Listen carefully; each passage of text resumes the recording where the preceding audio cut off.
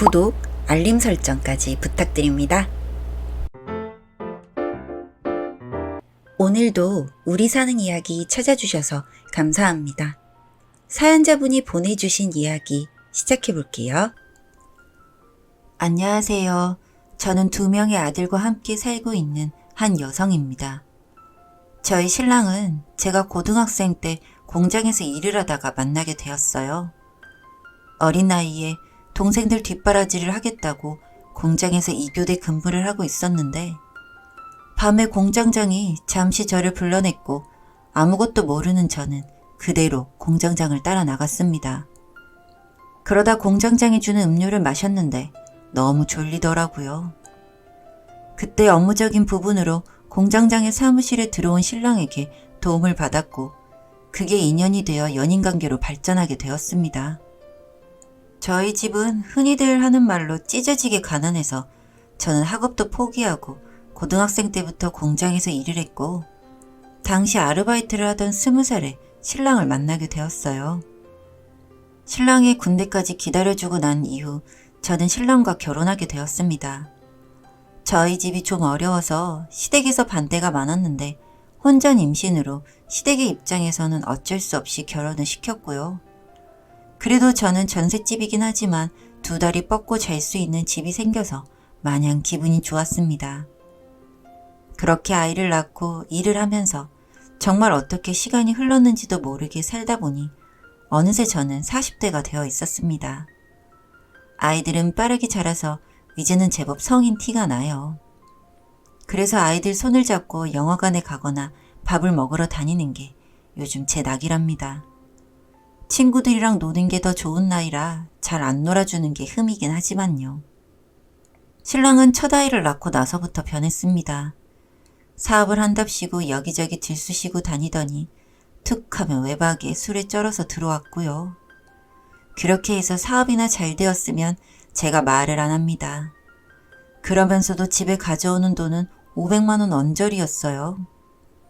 솔직히 그 금액이면 저도 나가서 일을 하며 둘이서 안정적으로 벌 수 있는 수입이라고 생각을 하는데 그 500만 원을 벌기 위해서 매달 100만 원이 넘는 접대비가 드는 게 제 입장으로는 이해가 되지 않았습니다. 그러다가 술집 여자랑 바람이 났고요. 그 이후로는 연락도 되지 않아 제가 공장 일을 하며 2 아들을 키워냈습니다. 와중에 사업은 망했는지 저희한테 빚쟁이들도 찾아왔지만 저희도 신랑이 어디 사는지 그 술집 여자랑 살림을 차렸는지 알 수 없었어요. 저도 저 나름대로 힘들었지만 아마도 가장 힘들었을 사람은 저희 아들들이 아닌가 하는 생각이 들어요. 소풍을 가는 날이면 절 대신해서 첫째가 24시 김밥집에 가서 김밥을 사서 둘째의 도시락을 챙겨주기도 하고 제가 늦으면 어설픈 솜씨로 계란볶음밥을 만들어서 동생과 함께 먹고 꼭 제 것으로 한 그릇은 남겨둡니다. 그런 아들들이 있었기 때문에 저도 삶을 포기하지 않고 언제 끝날지 모를 터널 같은 삶을 꾸역꾸역 살았다고 자신할 수 있어요. 그런 신랑을 다시 만난 건 그로부터 다시 몇 년이 지난 이후였습니다. 신랑은 정말 빈털터리인 채로 저희에게 다시 돌아왔고 저는 그래도 아이들에게 아빠가 있으면 좋지 않을까 하는 마음에 그런 신랑을 다시 받아주었어요. 당시에는 제가 그래도 살아보겠다고 5평짜리 상가 건물에 세를 들어 살면서 김밥과 떡볶이를 만들어 팔고 있었는데 다행히 곁에 큰 마트가 있어서 공장에 다닐 때보다는 수입이 괜찮았습니다. 한 몇 달 신랑은 정신을 차린 것처럼 저녁이면 아이들의 식사를 챙겨주었고 저에게도 늘 아이들을 포기하지 않아줘서 그리고 다시 본인을 봐줘서 고맙다는 말을 많이 했고 저의 일을 돕고 싶다고 하여 김밥을 싸는 것을 알려주었습니다. 그동안 고생 많았지? 미안해. 내가 이제부터라도 정말 잘할게. 나한테 잘할 생각 하지 말고 애들한테나 잘해줘. 당신 그래도 솜씨 있더니 장사 시작했구나. 장사가 내 사업보다 나은 것 같은데? 그래? 나도 열심히 배워서 2호점은 내가 관리해야겠어. 그게 무슨 말도 안 되는 소리야. 2호점이라니. 한 몇 달 잘하는 것 같더니 신랑이 제 돈통을 훔쳐서 달아났어요. 이번에는 도박이더군요. 그때 생각했습니다. 사람은 고쳐서 쓰는 게 아니구나. 아이들도 알더라고요. 집에서도 가끔 서랍 여기저기를 뒤지면서 돈이 될 만한 물건들은 훔쳤대요. 신랑은 그 뒤로 또 몇 년간 보이지 않았고 그래서 저는 이혼을 했습니다. 혹시 그거 아시나요? 3년간 생사를 확인할 수 없으면 이혼이 가능하대요. 신랑이 어디서 사채라도 쓴 건지 정말 죽은 건지 그 뒤로 보이지 않아 저는 그렇게 흔치 않은 케이스로 이혼을 하게 되었고 이혼을 하였음에도 혼자 아이들을 건사하는 일에는 아무런 변화가 없었어요. 차라리 잘된 점이라면 마음이 홀가분하다는 것? 그리고 최근 첫째 아이가 대학을 갔고 저에게 알바를 해서 산 것이라며 양말과 겉옷을 선물해 줬는데 그 안에 복권 하나가 있었습니다. 긁는 복권, 연금 복권, 그리고 로또까지 정말 종류별로 다양하게도 사왔더라고요. 그래서 그날 저녁 아이들과 맛있게 저녁을 챙겨 먹고 다 같이 둘러앉아서 복권을 긁었는데 역시나 꽝이었어요. 살다 보면 행운이 그리 쉽게 오는 게 아니지 하며 지나갔는데 며칠 뒤 연금 복권에 당첨된 사실을 알게 되었습니다. 400만 원씩 20년에 당첨이 되었어요. 몇 번이나 확인을 했지만 맞았습니다. 평생을 살면서 복권 한 장 사본 적이 없었는데 아들이 사준 복권이 당첨이 되었어요. 그 복권을 저는 아이들의 장래를 위해 쓰고 싶어서 적금 통장에 꼬박꼬박 모으며 평소와 다름없이 지내고 있었는데 어디서 소문을 듣고 나타난 건지 신랑이 집으로 왔습니다. 당신 복권 당첨됐다며? 몇 년 만에 만나서 그게 할 말이야? 나 당신 남편이야. 그거 나한테도 자격 있어. 당신한테 자격이 있어? 당신이 애들 아빠이긴 해. 첫째가 벌써 20살이야. 당신 그동안 집에 몇 년이나 같이 있었니?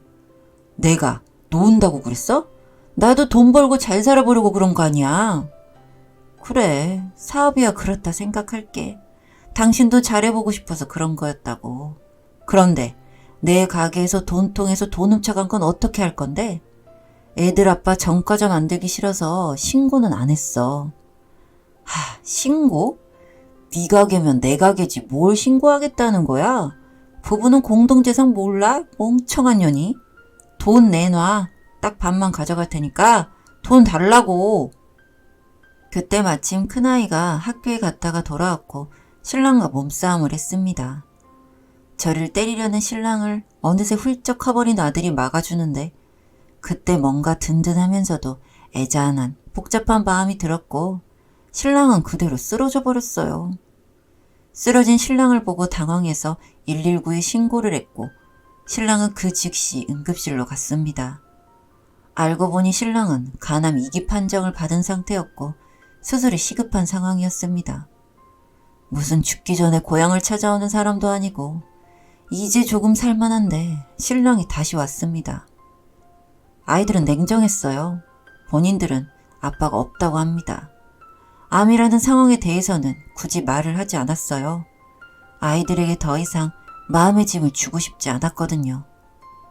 의식을 차린 신랑은 절 보더니 한동안 말이 없었습니다.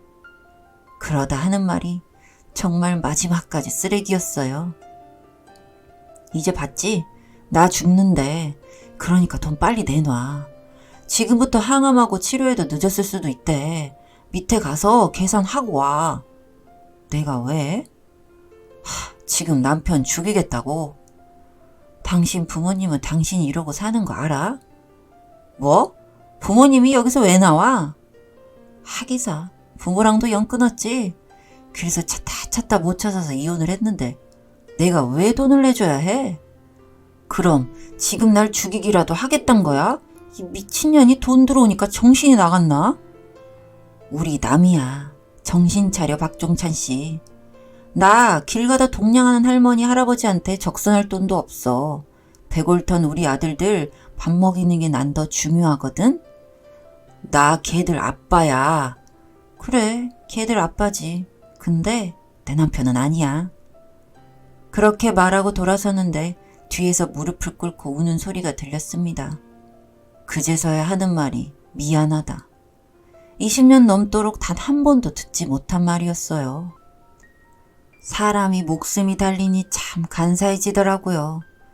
늘 저를 배음도 짧고 모자란 년이라고 욕하더니 그제서야 울면서 살려달라고 했습니다.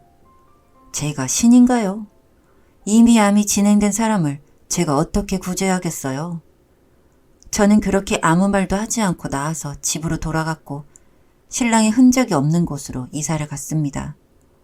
후에 신랑이 죽었는지 살았는지는 알 수 없어요. 다만 아이들도 더 이상 아빠를 찾지 않고 저도 원래 없었던 사람처럼 지내고 있습니다. 혼자 가끔 질문을 해보기는 합니다. 제가 과연 사람을 죽인 건지 아니면 이런 게 운명일지요. 사연은 여기까지였고요.